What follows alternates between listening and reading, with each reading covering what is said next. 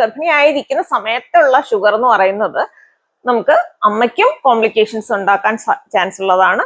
അതുപോലെ തന്നെ കുഞ്ഞിനും കോംപ്ലിക്കേഷൻസ് ഉണ്ടാക്കാൻ സാധ്യതയുള്ളതാണ്.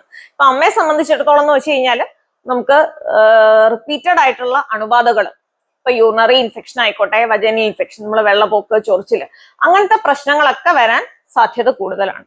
അതുപോലെ തന്നെ നമുക്ക് മാസം തികയുന്നതിന് മുന്നേ വേദന വന്നു പോവാനും ഒരു ചാൻസ് ഉള്ളതായിട്ട് കാണുന്നുണ്ട്. കാരണം ഇതുപോലെ അണുബാധകളൊക്കെ വരുമ്പോൾ നമുക്ക് കുഞ്ഞിന് മാസം തികയുന്നതിന് മുന്നേ പ്രസവിച്ചു പോകാൻ അല്ലെങ്കിൽ വെള്ളം പൊട്ടിപ്പോവാൻ എപ്പോഴും ഒരു ചാൻസ് ഉണ്ട്. പിന്നെ ഈ ഷുഗർ ഉള്ള അമ്മമാരുടെ കുഞ്ഞുങ്ങൾക്ക് എന്ന് പറഞ്ഞു കഴിഞ്ഞാൽ മാക്രോസോമിയ എന്ന് പറഞ്ഞൊരു കണ്ടീഷൻ വരും. മാക്രോസോമിയ എന്ന് പറഞ്ഞാൽ കുഞ്ഞിന്റെ വലിപ്പം ഒത്തിരി ക്രമാതീതമായിട്ട് കൂടുന്നതാണ്. അപ്പൊ അത്രയും വെയിറ്റ് ഉള്ള കുഞ്ഞിനെ നമ്മൾ പ്രസവിക്കുമ്പോൾ താഴെ വജനയുടെ ഭാഗത്ത് മുറിവുകളൊക്കെ വരാൻ സാധ്യത കൂടുതലാണ്. ഇത്രയും വലിപ്പമുള്ള കുഞ്ഞ് ചിലപ്പോൾ ഇടുപ്പിൽ നിന്ന് അകത്തൂടി ഇറങ്ങി വരുന്നില്ല, അപ്പോ സിസേറിയൻ ചെയ്യേണ്ടി വരാം.